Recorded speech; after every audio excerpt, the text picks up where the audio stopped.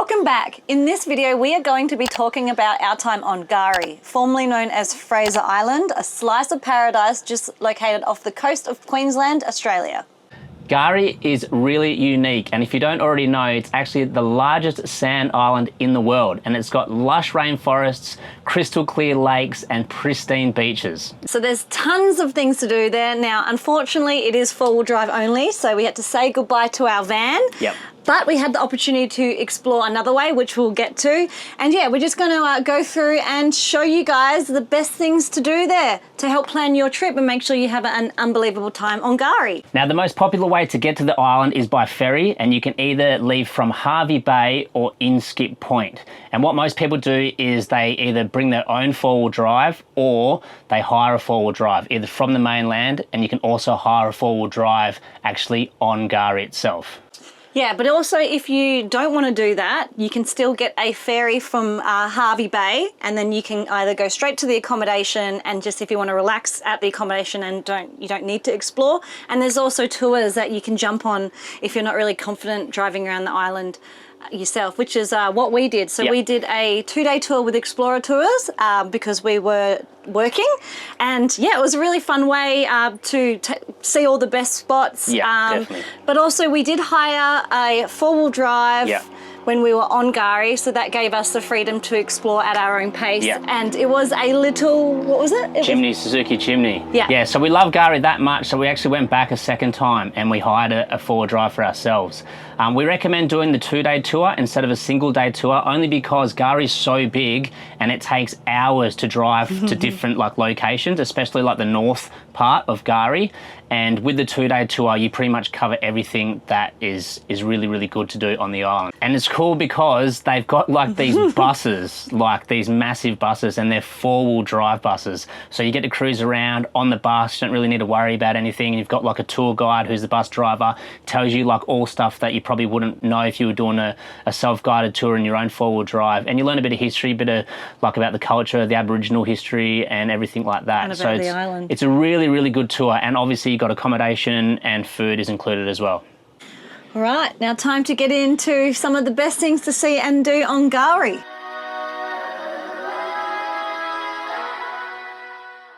Okay, first up, Central Station. Now, Central Station used to be an old timber station for the timber trade that was on GARI, but now it's a tourist hotspot. And it's located like right in the middle of the island, and you've got this boardwalk, and then there's these massive, like super fern trees. They're huge, and you've got like this river, so crystal clear, the water that like runs through. Wow, so beautiful. This is Central Station here on GARI. Subtropical rainforest, and there's the most beautiful little creek here, and it's so clear. Wow, it is just absolutely beautiful, so quiet.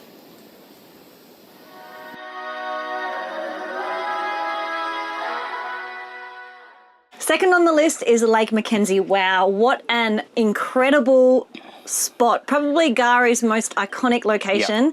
This is a crystal clear freshwater lake, and it is so turquoise blue. Like the water is so clear. Yeah, and the sand's pure white. Yeah, we spent a few hours down there. We took a donut. It's the one that you see on the postcards. Honestly, it's arguably one of Australia's best lakes. Let me know if you know one better. But it's such a good place to chill, sit back, relax in the sun, go for a swim. It's really, really great spot for the kids and also just for everyone.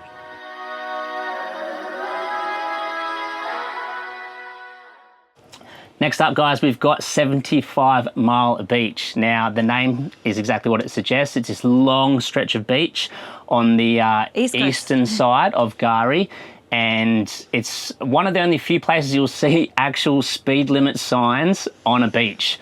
There's, so it's got 80 kilometers an hour, and then I think it goes down to like 60 or 40. The sand is super hard. It's real easy for your four-wheel drive to drive on. You just got to be mindful of like the washout bits from the fresh water that runs out to the ocean, because they can get quite deep, and you can like people like flip their four-wheel drives. It's pretty crazy. But also located on 75 Mile Beach, you might be lucky enough to see a dingo, otherwise known as a Wangari.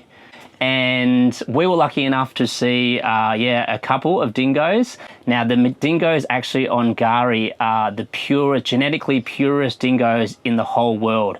Probably because they can't interbreed, they're just stuck on the island, whereas the ones in the mainland can interbreed with like wild dogs.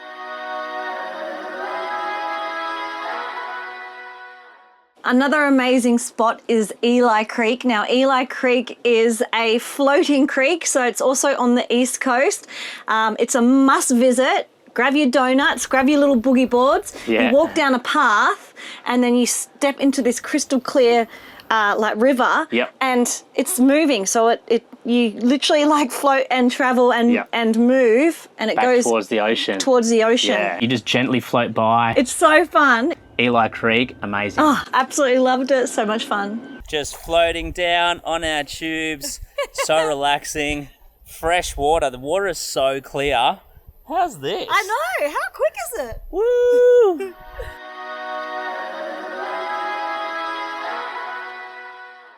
Next up, we've got Mahino Shipwreck. Made it to Mahino Shipwreck. Now, this is a shipwreck that was actually stranded here on GARI back in 1935, and it's been here for almost 100 years. But all you can see at the moment is just the top part of the ship. It actually goes another 4 decks down, so the thing was absolutely huge. You can't miss it. You can't miss it. Definitely can't miss it when you're driving up that beach.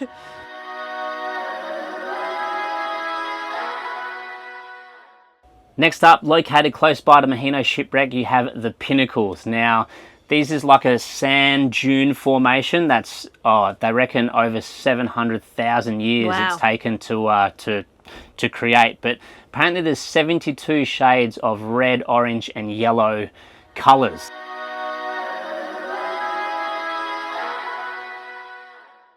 Next up on the list, we have Champagne Pools. Now, this is also located up the top easterly end of GARI.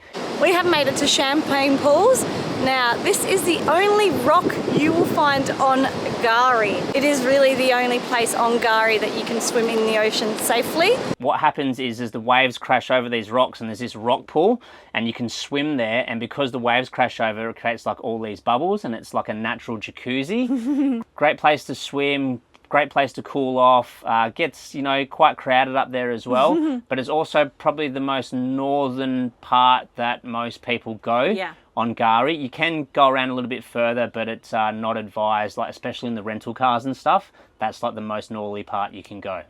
We've seen photos of this on a really nice day where it was so calm and blue, but we still had a great time. Yeah, like the wind was blowing when we were there, but if you get it on a good day, it looks absolutely immaculate.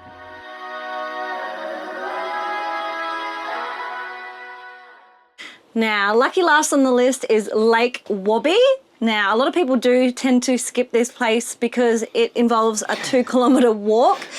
In sand. Yeah, but I'm telling you, you don't want to miss this hidden gem. No. So the 2-kilometre walk takes you through bushland and then over a sand dune where you have panoramic views of the ocean and then Lake Wobby. Now, Lake Wobby is a freshwater lake, but it's like this beautiful emerald green colour. It's amazing. And you can run down the sand dune straight into Lake Wobby. It's a lot of fun, good exercise. Yeah, another great place to swim. Yeah, for sure. And one that you don't want to miss. After a 45-minute hike, we've made it down to Lake Wobby, and I'll tell you what, it was definitely worth it. How refreshing is this lake? It's so unique because you've got these sand dunes just right up next to it. And yeah, wow. And then you've just got beautiful forest and bushland, but it's so pretty. Perfect way to cool off here in GARI. Now, if you're staying on GARI, there's a few different options. A lot of people do take their own camping equipment over there because it's such an amazing place to camp. However, if you don't have access to a 4-wheel drive or camping equipment, you can do what we did with GARI Explorer Tours. So you spend a night on GARI Beach Resort, which is on the Yurong side, the east coast.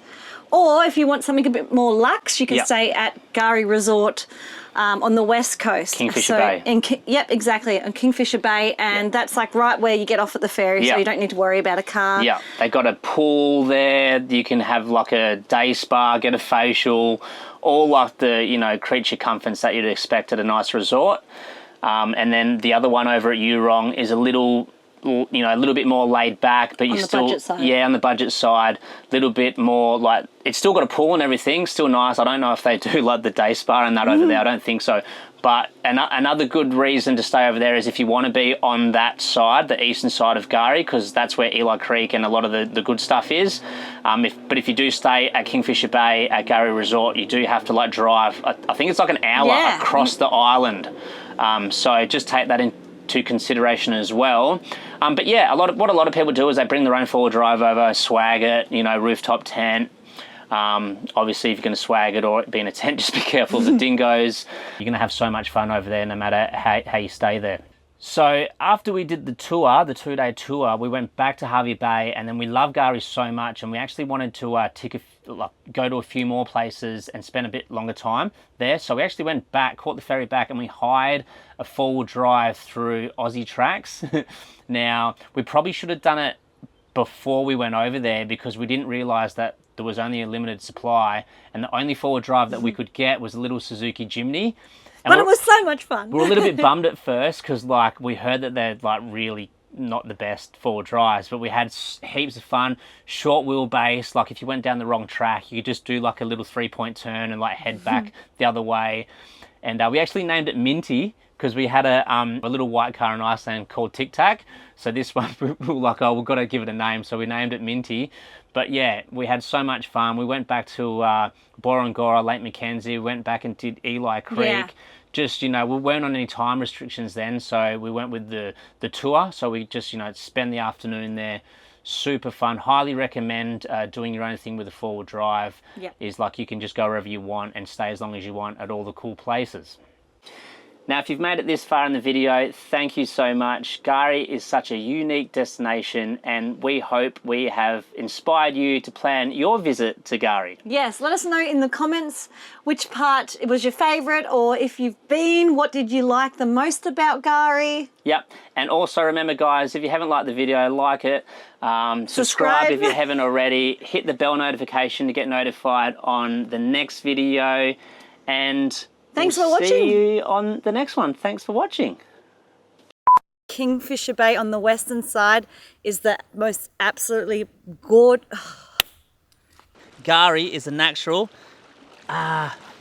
Explore GARI on your own by... Formerly known as Fraser Island, GARI is actually the biggest. GARI is actually the largest sandbank island in the world. You've got King Beach.